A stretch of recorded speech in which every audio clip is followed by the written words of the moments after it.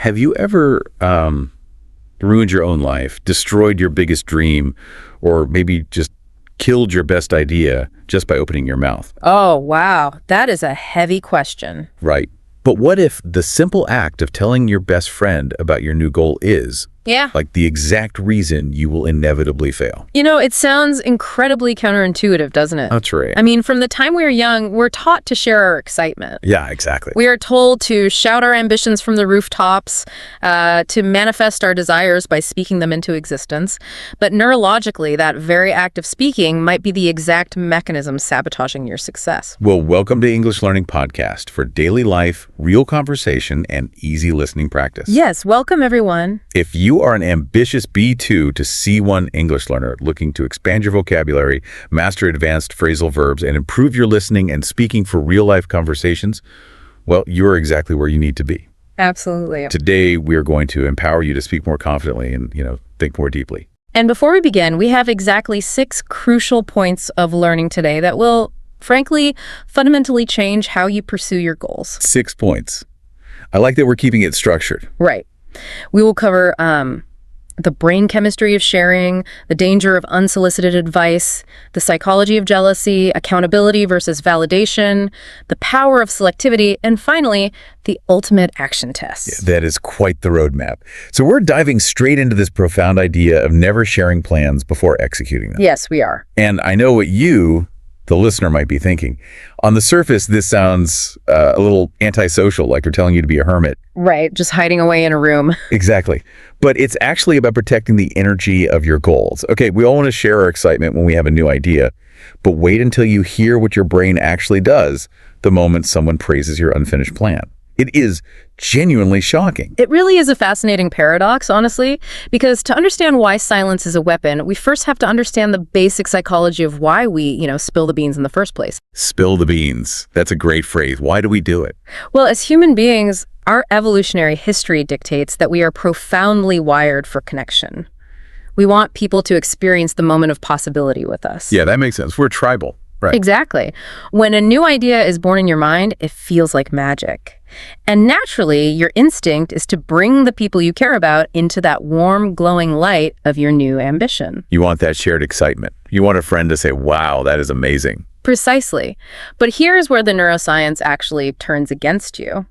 There is a well-documented psychological phenomenon known as substitution. Substitution. Like swapping one thing for another. Exactly. When you tell someone your brilliant plan and they respond with enthusiasm, your brain registers a massive social reward. It gets a rush of dopamine. Wait, so by announcing our dreams, we are literally talking ourselves out of them. The announcement becomes the achievement in our heads. Yes, unfortunately. It gives you a premature dopamine hit. The social reward essentially substitutes for the actual achievement, which actually reduces your motivation to do the real work. That is terrifying. It is, because that passion you originally felt is suddenly replaced with a layer of performance anxiety. The dream turns into a deadline, and deadlines, well, they kill joy. Oh man, this hits way too close to home. Let me share a highly relatable story to paint a picture here. I call it the 2021 book disaster. Oh no, this sounds painful already. It really was. So back in 2021, I woke up with this brilliant idea for a novel. The characters were clear, the plot was mind-blowing, I was buzzing with adrenaline. You had that moment of pure possibility. Exactly. So I grabbed my phone, I texted my friends, I called my family. I even went on Instagram and created this beautifully aesthetic mood board, formally announcing my journey as a novelist. Oh, I can just imagine the dopamine flowing that day, all those likes and comments. It was a flood. I was living entirely in the identity of a writer, but without actually having written a word.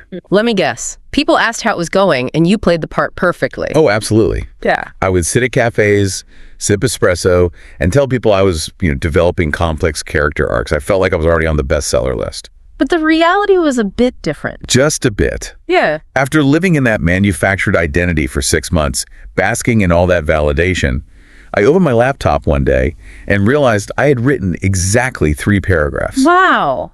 Have a year for 3 paragraphs. Yeah. My own brain had completely tricked me. I got the reward, so my brain said, why do the agonizing work of writing? We already got the applause. That is the quintessential illustration of substitution. You experience the emotional payoff without the execution. And this brings us to an incredible opportunity to expand some vocabulary. Let's break down the phrasal verb follow through. Oh, I love this one. It's so essential for talking about goals. It really is. To follow through means to complete an action or a process, especially when it gets difficult. Think of it like a tennis swing. You don't just hit the ball and stop your arm, right?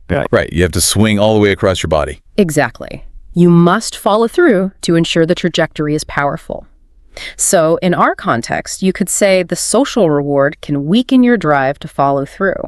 That physical analogy makes it so clear. And we can take this a step further with some advanced C1 synonym practice.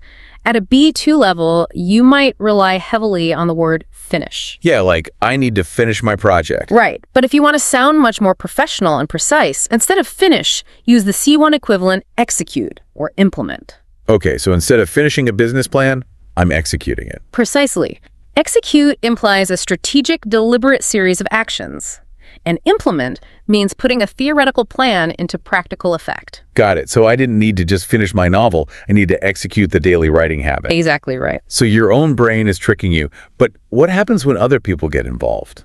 Because I imagine the threat to your goals gets much, much worse. Oh, the internal dopamine trap is just the beginning. Okay, before we get into that terrifying thought, I want to take a quick pause. If you are enjoying this deep dive so far, please take a second to like, share, and subscribe to support our channel. It really helps us bring you more of this content. Yes, please do. All right, so let's look at what happens after the announcement. You've shared your goal, you got the dopamine, but then something else arrives. Unsolicited opinions. Ah, yes. The dreaded unsolicited opinions. These are critiques and warnings from people who, quite frankly, have never actually done what you were trying to do. Right. They have no experience, but suddenly they're experts on your life. Exactly. And doubt is a seed that grows best in the dark. Hearing too many doubts makes you start running simulations of failure in your mind. You know, I have an analogy for this. I call it the campfire analogy. Oh, I like the sound of that. Tell me more. So imagine your new plan is a tiny, newly lit campfire in a dark forest. When it's just you, you can feed it carefully, you protect it from the wind, it's safe. Right, you have complete control. But when you tell everyone, it's like sending them your GPS location. They all show up, and some of them start throwing wet logs on it, thinking they're helping. Oh, that's brilliant. Others are blowing the flames sideways with their skepticism like a cold wind.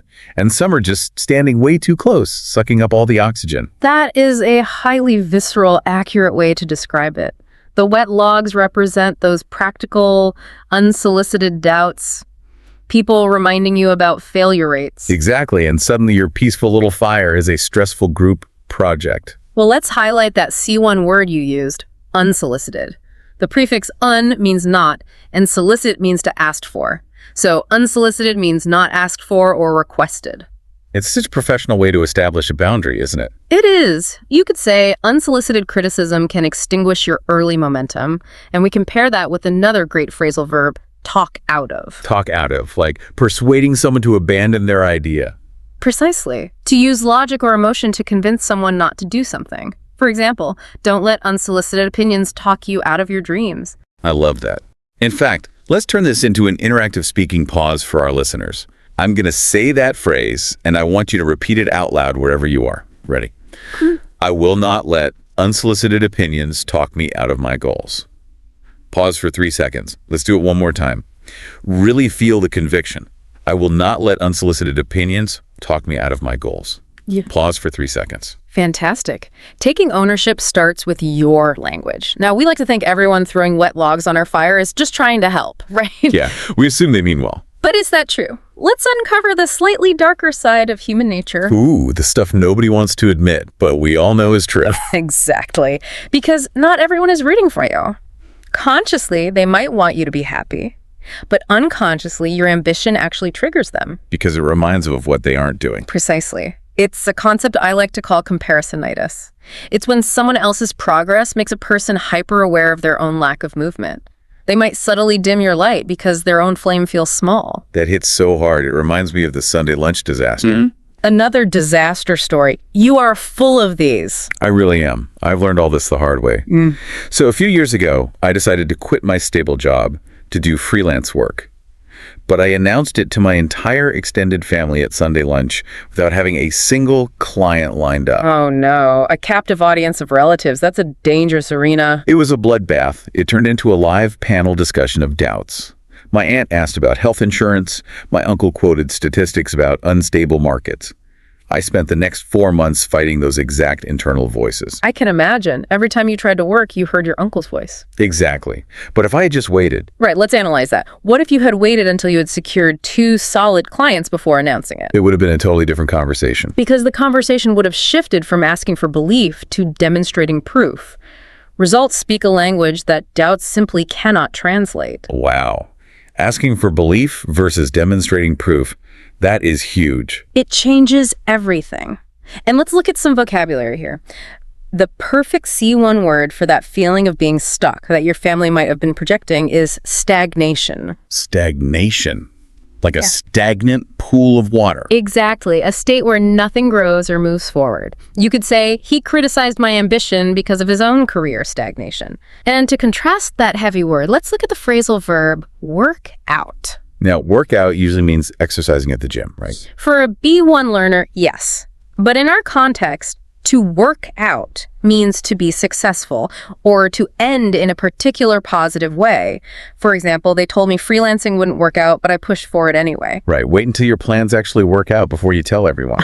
Okay, so telling people can ruin your motivation, it invites unsolicited opinions, and it triggers jealousy. It's a lot of negatives, for sure. Should we just become secretive weirdos hiding in our rooms? I mean, never speaking to another human again. Actually, no. Let's look at why total silence can be incredibly dangerous. Okay, good, because I have to push back here. Sometimes telling a friend I'm going to the gym is the absolute only reason I actually get out of bed and go. If I keep it private, I might just quietly quit and go back to sleep. That is a very valid point, and it validates a crucial nuance. Not all silence is discipline. Sometimes silence is just hiding. Hiding behind a good excuse, you mean? Yes. Yeah. Using protecting my energy as an excuse to avoid responsibility is...